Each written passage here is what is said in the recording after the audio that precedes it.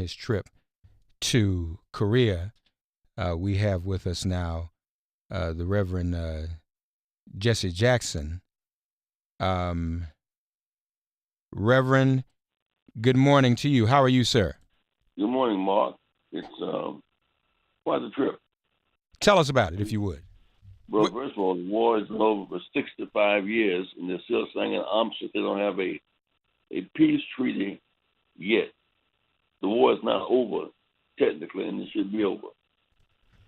President Moon from South Korea should be held because he is the guy that invited North Korea to the Olympics and said it wouldn't happen. It did happen. Mm-hmm. He crossed the border back and forth with Chairman Un. He convinced Trump he should talk with Chairman Un of North Korea. So that the guy who's driving this is President of South Korea. He's representing Xi from China. I'm convinced that Xi from China and the head of North and South Korea and Trump will meet together as that four to resolve this matter, and it's the matter of us resolve it. You met with the president of South Korea? No, I did not this time. But I met with people. I know exactly what the options are. Mm-hmm. Mm-hmm. What is the? I was there when they took the remains of our soldiers and began to send them back. 4 million South Koreans were killed. 4 million were killed, and about 50,000 Americans were killed. Just a portion of African Americans at that time because of the draft was killed. We have high stakes in peace in Korea. Indeed. What is the attitude or the disposition or the concerns of the Korean people themselves? Are they living in a state of anxiety? They are, because you have to the north of them a heavily armed Chairman Un.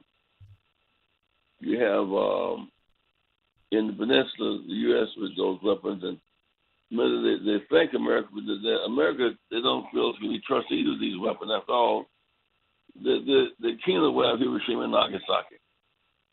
They're aware of that. We dropped the bomb. Our Grenada, our Panama, our Iraq, our Syria, so that we trust ourselves more than other people trust us on the use of these bombs. Yeah. That the resources spent on making more bombs and bigger bombs, you spend at home on housing and education for our children. Yeah. So, how long were you there, Reverend? For a week. You know, I one of your colleagues, the Reverend Grace G. Sun Kim, when I spoke with her at the convention, she and another colleague of hers from Korea were talking about just how much the Korean people want peace. They were not as skeptical as some of us are about the motives of the North Korean President Un. They were just hoping that, as you said, the South Korean president could bring about peace. There are human rights problems in North Korea and in North America, for that matter, and South Korea. And so you're talking about people, all of them have human rights issues who must try something different, like trust each other. He had to trust Chairman of North Korea to bring his athletes to South Korea and to work out a new relationship. I think that Trump was right in having the audacity to talk with the North Korean leadership, because anything short of talking with them and figuring out what not work. He's in the nuclear weapon is a process, not a one-day event. Yeah. You also mentioned, we're quoted as saying, North Koreans need food and trade, not sanctions and starvation. Are North Koreans literally starving? Many of them are, because the sanctions are choking them. And so they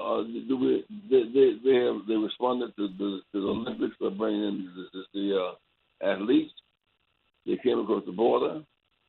They released Americans from prison. They sent the remains back. They've not done any more military testing.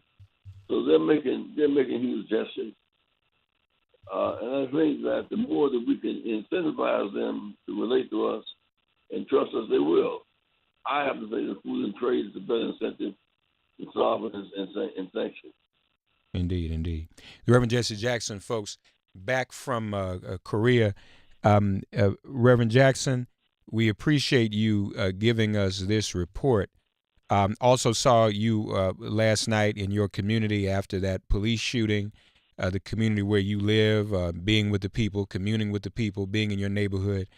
That's very, very important too. And I know those your neighbors appreciate that. Well, I'll tell you what, my concern now is that we have 100 days of that about before the election. Yes. All roads lead to November the 6th. We have a big opportunity here to break up there's the sense in which the whole world is watching us, and they're watching America through the eyes of Trump, and they don't see us clearly through his eyes. Yeah, yeah. Thank you, Reverend Jackson. All right. All right. Talk to you next week. The Reverend Jesse Jackson, ladies and gentlemen.